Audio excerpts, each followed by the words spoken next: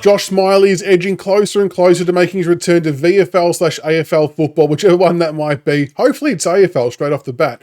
But he's looking very, very slick in the new training images that come out from the club from this week.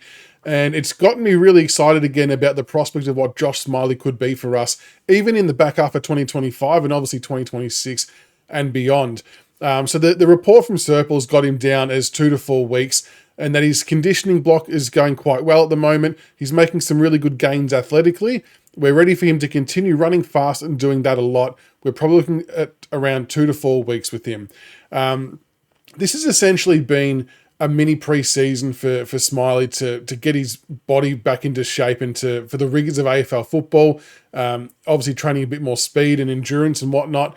And it all really makes sense because we've spoken about it a little bit before, that when you consider that he's 195 centimeters and already really well built, the workload that was being asked of him to put through his legs, especially even at VFL level, was far greater than anything he would have experienced at Coates League level. So it's not really any wonder that his hamstrings were under a bit more stress and duress during that portion of the games. And you obviously missed a large chunk of pre-season as well, with some really untimely issues that popped up. And, that's where they do the bulk of their work. Once it sort of hits the season proper, a lot of that conditioning and fitness stuff really tapers off because you're playing games, then you train, or you're recovering, you're training, and then you're playing games again. So there's not really a time to build your fitness back up if you're doing stuff with the main group during the season proper. So there's a good chance he missed a really important key element of that pre-season program, especially as a youngster in his first year of senior football. He's obviously not completed a full AFL level pre-season before. So it was always going to take a little bit to get him in the right shape and the right athletic profile to play the role he's going to play. Like I said, 195 centimeters, that's a pretty unique size to have come into your club as a midfielder, especially that well built. Usually they're kind of a bit more wiry.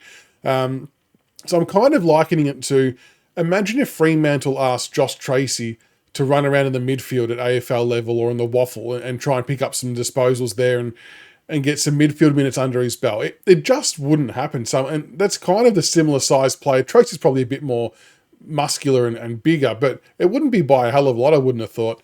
And that's what we were kind of expecting or asking Smiley to do in his first, handful of weeks or a handful of months at the club. And look, I guess he would have backed himself in to have done it, but I think they've definitely taken the right approach here by just slowing things down a bit, getting the conditioning phase into him, and then unleashing him. And look, I've heard bits and pieces around the trap, nothing confirmed, but hopefully more hope than anything else that potentially he could maybe even look at skipping the VFL part if he's conditioned well enough to the point where they're happy with it. Maybe you just roll the dice and put him into the AFL. Because what I found extraordinary about his VFL games, it was, to me, extraordinary he was being tagged.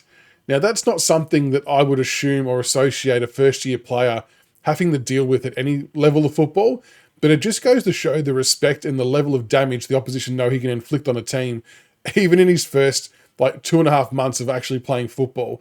It was quite remarkable, and maybe it's because he's such an imposing figure. When he's out on the field, he is quite literally head and shoulders above most midfielders. The opposition noticeably put a lot of time into him. And I'm not sure whether that was something he was able to deal with, that early on in his football. So get him back and get him conditioned. And you know what? If he played AFL level, he's not going to get that same type of attention. He's not going to get tagged. He's going to have a bit more free reign in some ways to play his game, obviously within the parameters of the team game. But I just think he might actually thrive and flourish a bit more in the AFL environment when he's ready and fit to go. So, look, I know people will probably say they want to see him come back through the VFL first, and maybe that's what will ultimately happen. All I'm saying is that if he stripped a bit of weight and he's toned up, he's lean, he's fast and explosive, he's got that speed and the explosiveness we saw in the draft videos.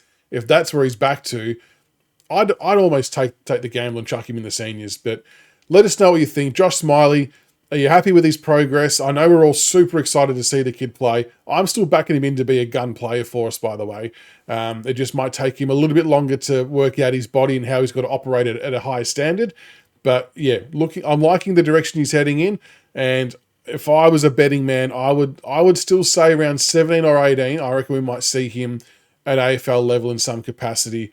That's my hope anyway. That's my hope. But I'm keen to hear your thoughts in the comments below. What's your expectation level for Josh Smillie? Do you want him in the AFL straight away? Do you want him back in the VFL? What do you think? Let us know. And yeah, we will keep tracking his progression very closely. We look forward to him getting back into some footy soon.